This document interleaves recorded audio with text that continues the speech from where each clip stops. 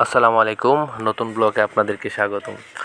আবারও ঈদের ছুটিতে বাচ্চুনগর পিকনিক সেন্টারের উদ্দেশ্যে রওনা।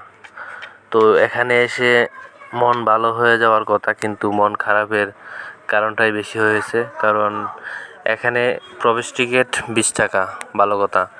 আবার উপরে টিলার উপরে উঠতে আবার প্রবেশ টিকিট 40 টাকা।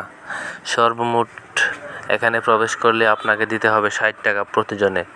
তখনই আমার মনটা অনেক খারাপ হয়ে গেছে। আসলে এরকম একটা স্পটে প্রবেশ টিকিট যদি হয় 60 টাকা, তো কে আসবে সেই পিকনিক সেন্টারে? যে কর্তৃপক্ষ যারা আছেন তাদের কাছে প্রথমেই বলতেছি, আপনারা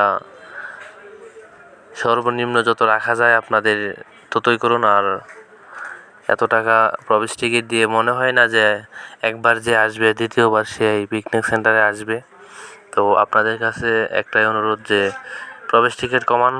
আর দ্বিতীয়ত কথা হলো, এখানে কিছু অসাধু ব্যবসায়ী আছে যারা জুয়া খেলার সাথে আসক্ত করে ছেলেদের মেয়েদেরকে।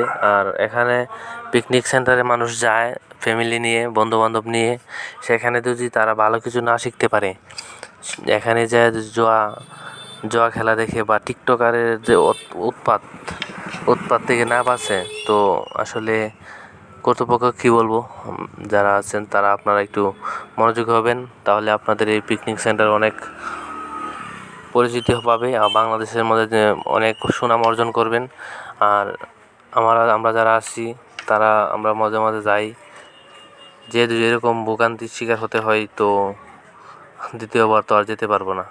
তো আপনাদের কাছে সেটাই অনুরোধ। আর বাচ্চুনগর পিকনিক সেন্টারে যদি কেউ যেতে চান তাহলে শুধুমাত্র একমাত্র মোটর সাইকেল নিয়ে যেতে হবে।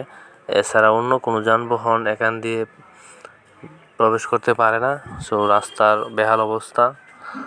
আর এখানে এসে আমরা যেটা দেখতে পেলাম, আসলে ঈদ আনন্দ সবারই হয়, ঈদের আনন্দ ভাগাভাগি করার জন্য আসলে ঘোরাঘুরি করা হয়।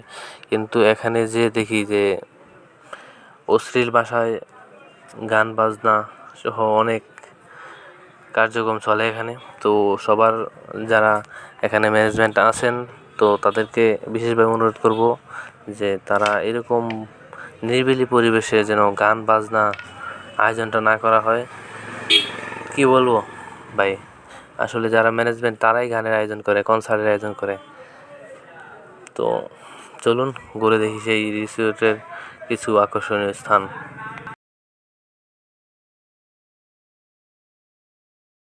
এবং সাথে থাকবেন, আর পলাশ টিভির সাথে থাকবেন। পেজে দেখলে পেজটাকে ফলো করে রাখবেন, আর ইউটিউব চ্যানেলে দেখলে চ্যানেলটাকে সাবস্ক্রাইব করে রাখবেন। ধন্যবাদ সবাইকে।